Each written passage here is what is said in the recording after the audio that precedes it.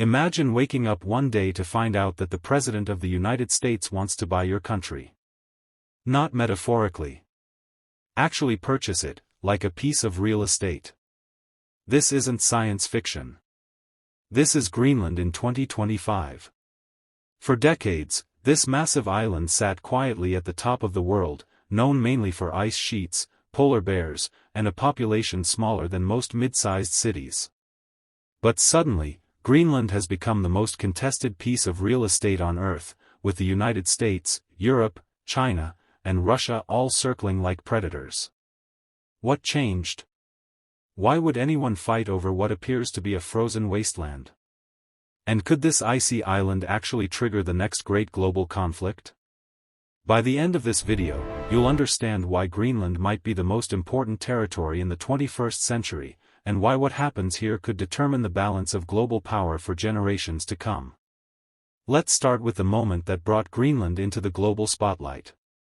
In 2019, Donald Trump shocked the world by expressing interest in purchasing Greenland from Denmark.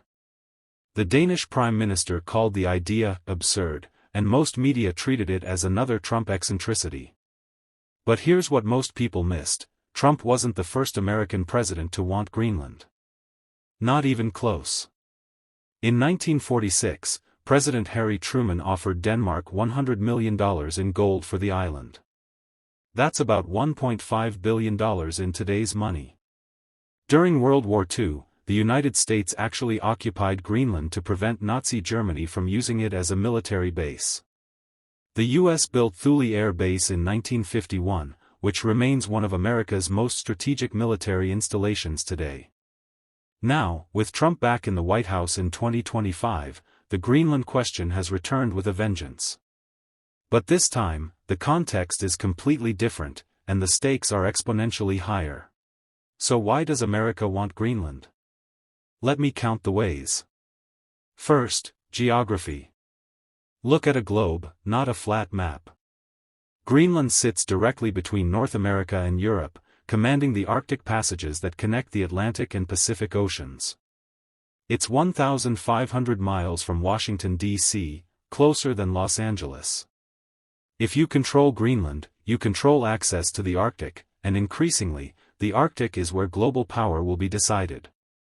Second, Thule Air Base. This installation hosts critical early warning systems for ballistic missiles and space surveillance.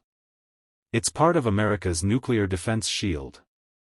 If the U.S. lost access to Greenland, its ability to detect Russian or Chinese missile launches would be severely compromised. But these traditional security concerns, as important as they are, aren't even the main story anymore. Here's what's really driving the battle for Greenland: what lies beneath the ice. Greenland is sitting on an estimated $150 trillion worth of natural resources. Let me repeat that. $150 trillion. That's roughly 6 times the entire GDP of the United States. We're talking about massive deposits of rare earth elements, uranium, iron ore, zinc, lead, diamonds, gold, oil, and natural gas. But the real game changer is the rare earth minerals. If you don't know what rare earth elements are, you need to understand this: they're essential for virtually every piece of modern technology. Your smartphone, electric vehicles, wind turbines, solar panels, fighter jets, guided missiles, satellites, all of them require rare earth minerals to function. Here's the problem: China currently controls about 70 to 80% of global rare earth production. They've weaponized this monopoly before, restricting exports during political disputes.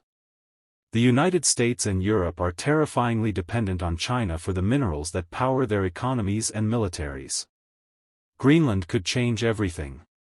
Geological surveys suggest Greenland holds some of the world's largest untapped reserves of rare earth elements. The Kvanefjeld deposit alone could supply a significant portion of global demand for decades. Whoever controls Greenland's rare earths controls the future of green technology, artificial intelligence, advanced weaponry, and electric transportation. This isn't about oil like the 20th century Middle East conflicts. This is about the minerals that will define the 21st century. But here's where it gets even more interesting. Climate change is making these resources accessible for the first time in human history. Greenland's ice sheet is melting at an accelerating rate. Areas that were locked under ice for millennia are now becoming accessible for mining and drilling. The Northwest Passage, the Arctic shipping route that connects the Atlantic and Pacific, is becoming ice-free for longer periods each year. This creates a vicious cycle. As the ice melts, resources become accessible, which attracts more economic activity, which contributes to more warming, which melts more ice. And everyone wants a piece of the pie before someone else takes it all. The United States knows this. Europe knows this. And most importantly, China knows this. If you want to understand why the battle for Greenland has become so intense, you need to understand China's Arctic ambitions. In 2018, China officially declared itself a near-Arctic state. Think about that for a moment. China is nowhere near the Arctic. Beijing is at roughly the same latitude as southern Spain. But China doesn't care about geography when it comes to claiming strategic interests. China has been systematically investing in Arctic infrastructure for over a decade. They've built icebreakers, funded research stations, and most importantly, they've been courting Greenland directly. In 2016, a Chinese company attempted to purchase an old naval base in Greenland. Denmark and the United States blocked it, but the message was clear: China was willing to pay top dollar for a foothold in the Arctic. Chinese mining companies have invested in Greenland's rare earth projects. Chinese construction firms bid on airport expansions. Chinese diplomats regularly visit Nuuk, Greenland's capital, with offers of investment that dwarf anything Denmark or the United States has provided. Why? Because China understands that Greenland is the key to the Polar Silk Road, an Arctic component of their Belt and Road Initiative. As ice melts, Arctic shipping routes could cut weeks off travel time between Asia and Europe. A cargo ship sailing from Shanghai to Rotterdam via the Northern Sea route covers about 8,000 nautical miles, compared to 11,000 miles through the Suez Canal. China's goal is clear: establish enough economic influence in Greenland that they can't be excluded from Arctic governance, regardless of whether they have geographic proximity. They want mining rights, shipping access, and ultimately, a say in how Arctic resources are distributed. This terrifies the United States and Europe. The idea of Chinese military or intelligence facilities in Greenland, Chinese control over rare earth supplies, or Chinese dominance of Arctic shipping is a nightmare scenario for Western strategists. But China isn't the only competitor making moves in the Arctic. While everyone focuses on Trump and China, Russia has been quietly building an Arctic empire. Russia has the longest Arctic coastline of any nation, roughly 15,000 miles.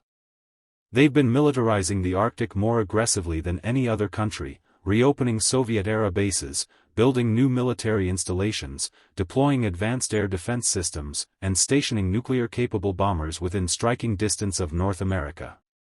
In 2007, Russia planted a titanium flag on the seabed at the North Pole, a symbolic claim to Arctic territory.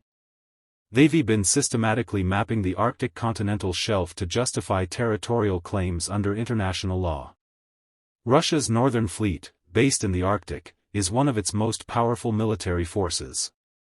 They've developed specialized Arctic warfare brigades, tested hypersonic missiles in Arctic conditions, and conducted large-scale military exercises with scenarios specifically designed for Arctic combat. Why does Russia care so much? For the same reasons as everyone else: resources and shipping routes. Russia's economy depends heavily on energy exports, and the Arctic holds massive oil and gas reserves. The Northern Sea route along Russia's Arctic coast could become one of the world's most important shipping lanes. But Russia also sees Arctic control as essential to national security. Their nuclear submarine bases in the Arctic are critical to their strategic deterrent. Any American or NATO expansion in the Arctic, including greater control over Greenland, is viewed by Moscow as an existential threat. This creates a dangerous dynamic. As the United States pushes for greater influence in Greenland, Russia perceives encirclement. As Russia militarizes its Arctic territories, NATO feels compelled to respond. As China invests in Arctic infrastructure, both Russia and the West become suspicious. Greenland sits at the center of this triangle of great power competition, and the island's 57,000 residents are caught in the middle. Now let's talk about Denmark, because they're in an absolutely impossible position. Greenland has been part of the Kingdom of Denmark since 1721, though it's been a self-governing territory since 1979. Denmark handles foreign affairs and defense, while Greenland manages most domestic policy. But this arrangement is becoming untenable. Denmark provides Greenland with about $600 million annually in subsidies, roughly a third of Greenland's economy. This money pays for healthcare, education, infrastructure, basically everything that keeps Greenlandic society functioning. But Denmark is a small country of less than 6 million people.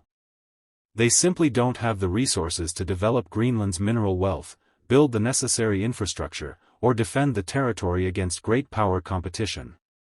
Greenland's land area is 50 times larger than Denmark proper, with resources worth potentially hundreds of times Denmark's entire GDP.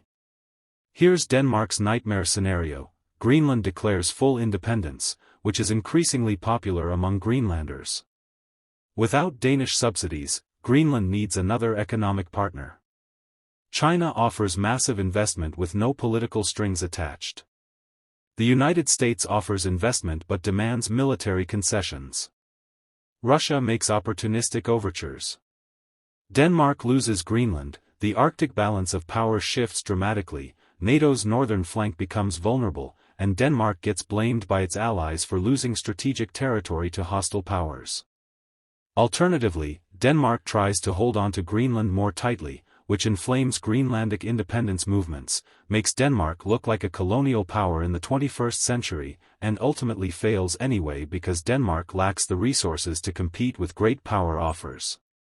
Or, Denmark could negotiate some kind of arrangement with the United States, perhaps a 99-year lease similar to what China has with Hong Kong, or a joint sovereignty arrangement. But this would be politically toxic in Denmark, seen as selling out to American interests, and would anger the European Union. Speaking of the EU, Europe has its own Greenland concerns. The EU sees the Arctic as part of its strategic periphery. They've invested in Arctic research, climate monitoring, and sustainable development projects. European countries like Norway, Sweden, and Finland are Arctic nations with their own interests. If the United States gains control over Greenland, either through purchase or long-term lease, it would represent a massive shift in transatlantic relations. Europe would lose influence over Arctic governance, become even more dependent on American security guarantees, and potentially lose access to Greenlandic resources. But Europe also recognizes that Chinese or Russian dominance in Greenland would be worse. So they're caught between supporting American ambitions they're uncomfortable with and opposing them at the risk of creating an opening for adversaries. This is classic great power politics, and Denmark, despite being a sophisticated, wealthy, democratic nation, simply doesn't have the weight to navigate it alone. In all this talk of American purchases, Chinese investment, Russian military power, and European hand-wringing, there's one voice that often gets overlooked: Greenland's own people. Greenland's population is only about 57,000 people, roughly 90% of whom are Inuit. They have their own language, culture, and increasingly, their own political consciousness.